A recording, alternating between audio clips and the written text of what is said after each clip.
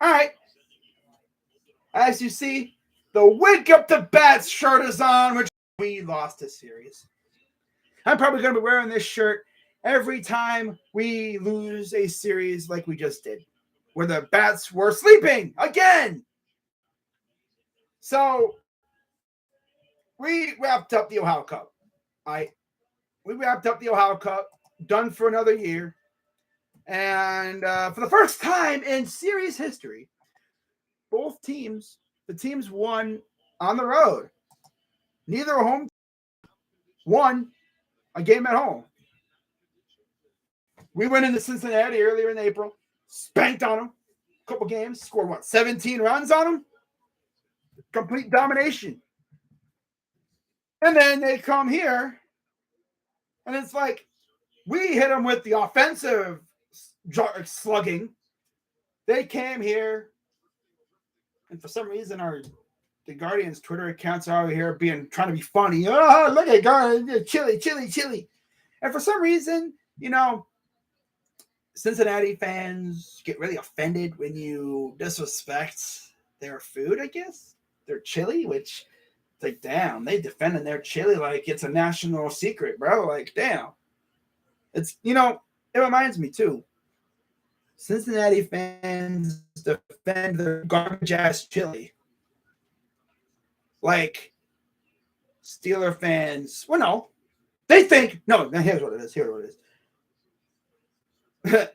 Cincinnati fans believe that you disrespect their garbage-ass chili.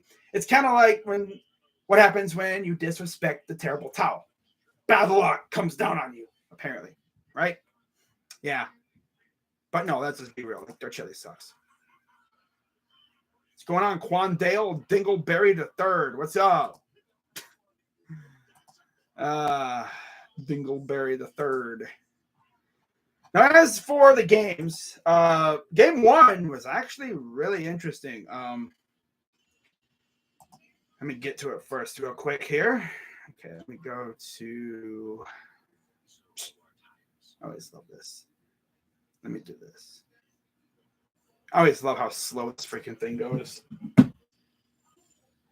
It's just so funny. Like, Reds fans actually treat it like it's bad luck. Like, nah, it's not bad luck. Hey, Josh Naylor activated. they DFA'd Luis Oviedo. Tough. Pelé shortstop. Why do they always get option Richie, bro? Like, damn, leave him up for a little bit. Let him get acclimated. I'll tell you why. He can't get nothing going because the dude stays up here, and just as he starts to really get locked in, send him back down to Columbus. But overall, that series was very not fun for us. I'm going to be real. Guardians going to Tigers. I hope so. I really hope so. You do not know how bad I want us to stomp on the Kitties. I want every game to be just like we've usually done to these guys. Well, I guess the good thing is we got two of our best pitchers pitching in game 2 and 3. But tonight we got Mr. The home run slot machine this year, and Aaron. Although Aaron hasn't done too bad with the home runs. It's mainly just him giving up a crap ton of runs in general. But game 1 was as chaotic as a game I've ever seen. So here's how it started off. They scored first. We scored right after. So we responded pretty quickly, less than a half an inning later. All right, cool. And it would be 1-1. So Naquin homered, top of the 3rd. Straw sac fly made it 1-1. Top of the 6th, they get on the board again. Tyler Stevenson, RBI single. And then the final 2.5 innings, it just went crazy. 8th inning, Pham singled in a run, 3-1. Now Straw, 3-2. And another RBI single for Straw. Farmer singled in a run, made it 4-2. All right, 4-2. And then, of all people, Owen Miller. I was literally talking ish on this guy in my one stream. I was like, this guy's a bum. And then doink! He's probably thinking, you call me a bum? Crazy dog, you freaking freaking bum. Watch this. So he hits a 2-run shot, ties the game. And then top of the 10th came up. Now, here's what really messed me up. This pissed me off. All right? This really irked me. So Owen Miller scores, all right? Because Jose walked. Cool. Miller hits a dong. And then you had Rosario grounded out. All right? Is grounded out. Cool. Now, what really got me was that Richie was at third. All right. Now, wait, hold up. That's coming up later, I believe, actually. But yeah, he grounded out. He flew out. Okay. So we're tied. 10th inning. All right. 10th inning. So Matt Reynolds comes in on the mound. This dude can't find the strike zone. They wind up scoring because this dude is having a walk-a-thon. After he got the first out. Then he finally gets 2 outs after that. So it's 5-4. All right. We come up. They have Alexis Diaz on the mound. He's kind of been known for wild pitches against us for the most part. And Mercado strikes out like a bum. Maley strikes out like a trash bum. So runner is not even moving at all. Then there's a wild pitch. So the wild pitch goes to the backstop. It rolls along the little dugout suites that we have at Progressive Field. It rolls along the dugout suites. In the meantime, Richie Palacios is rounding third. All right, he's rounding third, about to head home. And just as he rounds third, I think he had just got done touching third base. The ball goes in the dugout. Now, I always thought if that happens, you're awarded the next base. Because I know, if you're going to first, if you go past first and the ball goes in the dugout on a bad throw or whatever, you get second. Apparently, ball went in the dugout. Richie was rounding third. They said, no, you get third. It's but he rounded third. He was heading home. That should have been a run. We should have been tied. But no. Nope. No tie. No tie. Nope. Of course not. And that would cost us in this game. Because, of course, the Guardians would then load the bases. Straw walked. Quan walked. Ramirez up. Best player on the team up with bases loaded. Game-winning run at second. Tying one at third. And he strikes out on 4 pitches. There's the tease. There's the tease for you. They love to do that to us. They love to tease. Savali versus Screwball. Yeah, I know. They love to tease us. They love it. All right. So we lose game 1. Typical Guardians, Indians fashion. Teasing. That's their thing now. They tease. Make it look like you're going to come back, and then nope. Especially with your best player at the plate. Let's take a look at the pitches that he swung at. Let's see what those pitches were. Was he being typical over-aggressive, or was Diaz getting him to bite? Okay, so one of the pitches was outside. One of the pitches was borderline, and one of the other pitches that he shot on was right in the nitro zone. But yeah, pitch 2 was right in the nitro zone.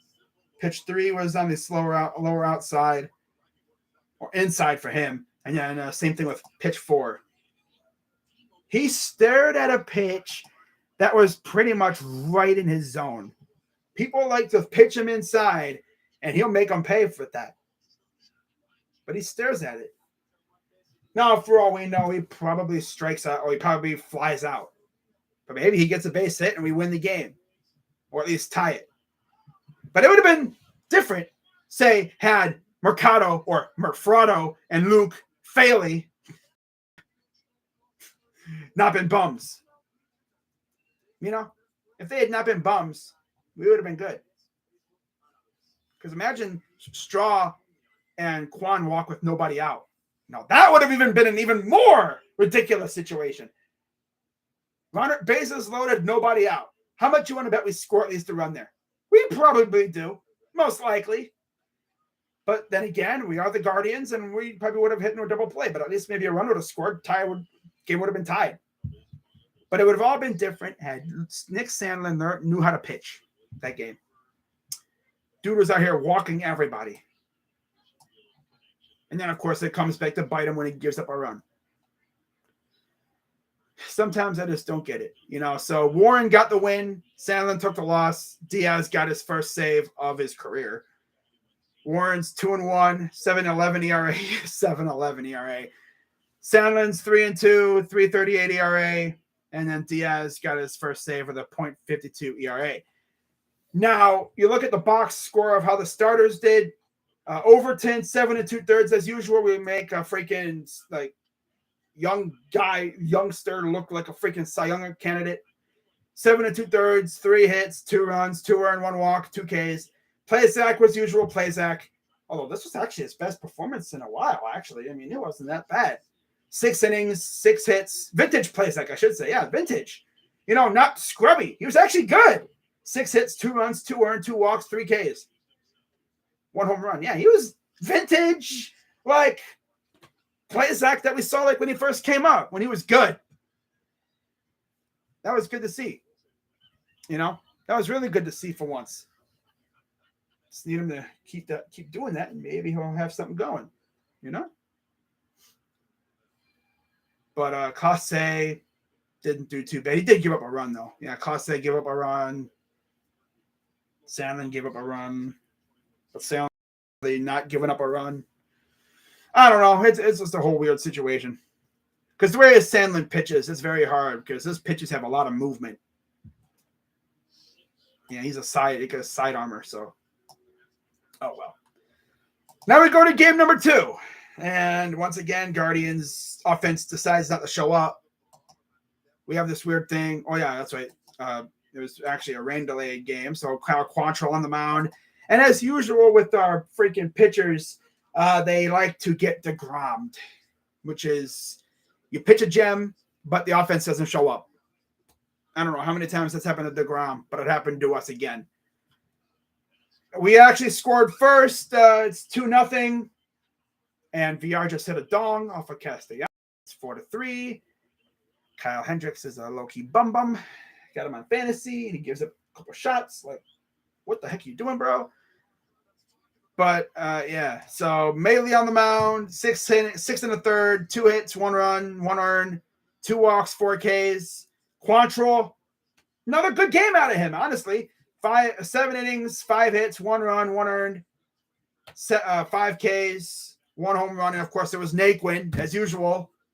Dude turns into a sweaty tryhard when he faces us.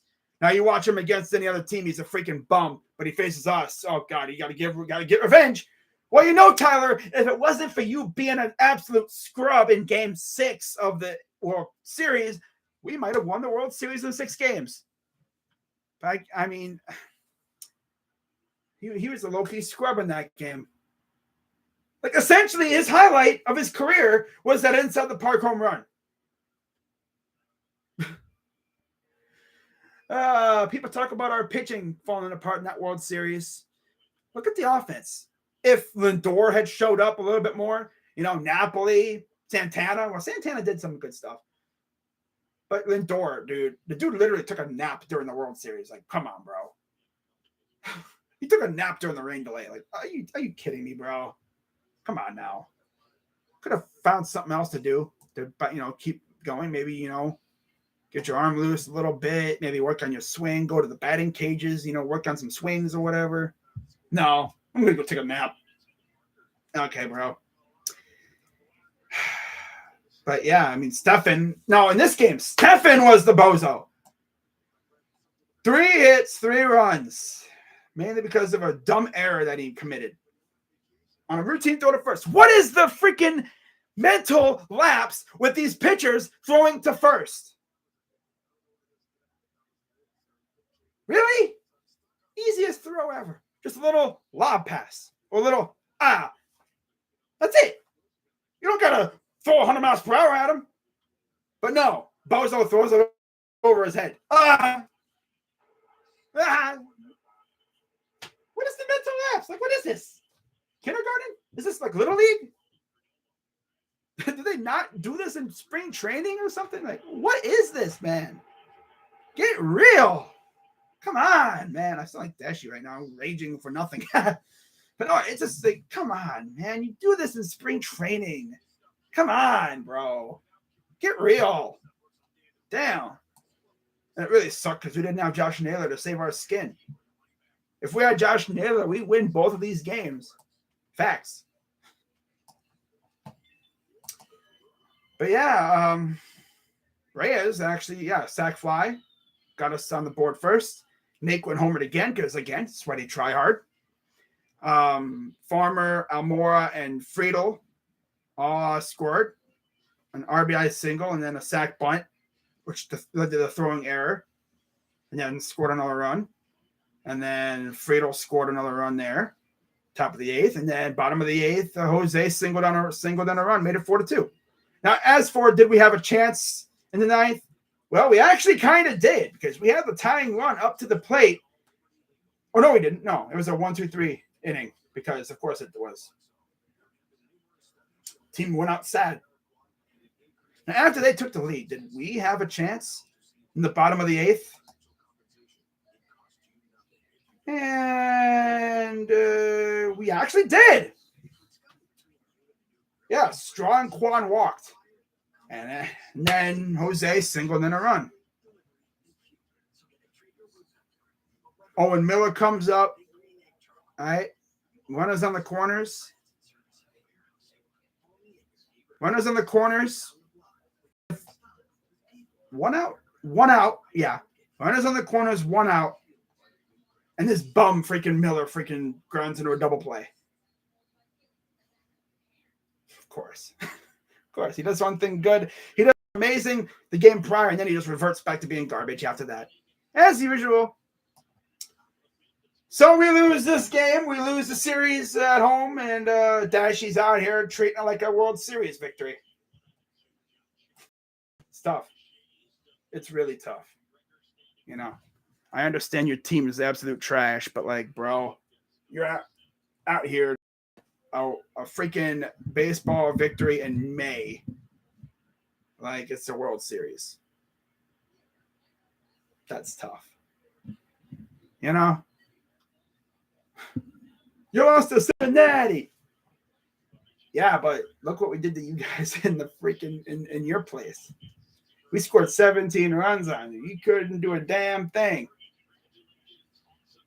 I mean, in the end, you know, we split a series again. It is what it is.